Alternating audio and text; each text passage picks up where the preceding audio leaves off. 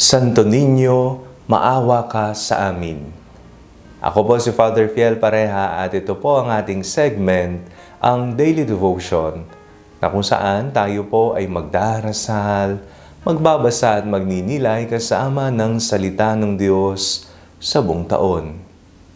Manalangin tayo. Sa ngalan ng Ama, ng Anak at ng Espiritu Santo. Amen. Halina, banal na Espiritu, iwanagan mo ang aming puso at isip nang maunawaan at may sa buhay namin ng iyong salita. Amen. Our Bible passage for today is from the Gospel of St. Luke chapter 2, verses 41 to 52, and I read it for you. Now every year his parents went to Jerusalem for the festival of the Passover. And when he was 12 years old, they went up as usual for the festival.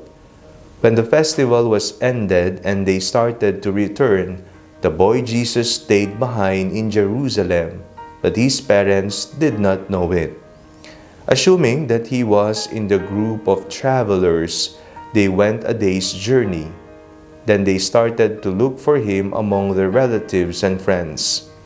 When they did not find him, they returned to Jerusalem to search for him. After 3 days, they found him in the temple, sitting among the teachers, listening to them and asking them questions. And all who heard him were amazed at his understanding and his answers. When his parents saw him, they were astonished, and his mother said to him, "Child, why have you treated us like this? Look, your father and I have been searching for you in great anxiety." He said to them, "Why were you searching for me? Did you not know that I must be in my father's house?" But they did not understand what he said to them. Then he went down with them and came to Nazareth and was obedient to them.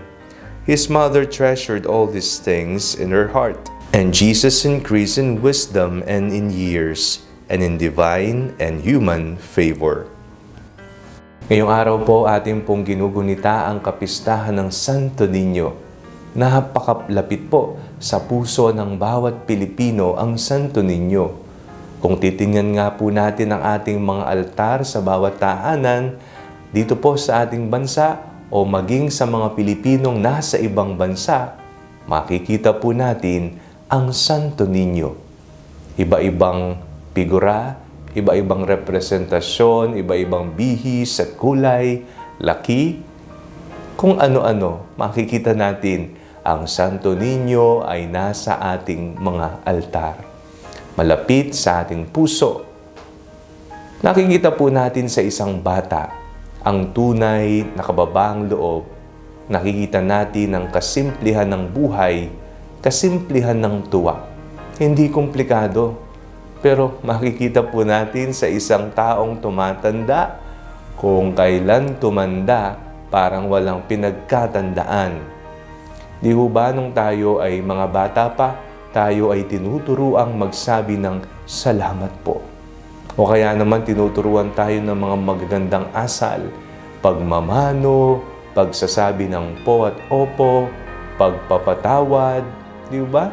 Yan ang mga tinuturo natin sa mga bata. Oh, you say sorry. No? Oh, help your brother or your sister. O say hi to them. Pero pagtanda po natin, ang pagpapatawad, napakahirap. Nagtatanim ng sama ng loob. Hindi na nakikipagbati sa ibang tao. Ang bata ay simbolismo ng pagka-inosente, kabanalan, kasimplihan, at ang tunay na kasiyahan ng buhay. Kahit sana tayo ay may edad na, huwag nating kalimutan ang mga aral ukol sa isang bata. Si Jesus sa ating binasang ebanghelyo ay napakinggan nating naroon sa loob ng templo sa tahanan ng Diyos at nangangaral. Akala ng mag-asawang Jose at Maria ay nawawala ang batang si Jesus. Ngunit naroon siya. Sila'y namangha nang makita nilang siya ay nakikipag-usap sa mga may alam sa batas. Viva Pit Señor! Yan ang ating naririnig ngayong araw na ito. Ang Santo Niño, ang batang si Jesus, ay punong-puno ng awa. Palagi po tayong magdasal na tayo ay gabayan, tayo ay protektahan, bigyan ng mabuting kalusugan. Ano ba ang ipinagdarasal mo sa Santo Niño?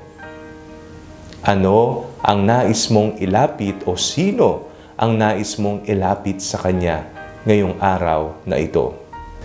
Makikita natin na kahit maliit, kahit batang si Jesus pa lamang, maaari na tayong iligtas, maaari tayong bigyan ng awa, maaring ipagkaloob anuman ang ating kahilingan.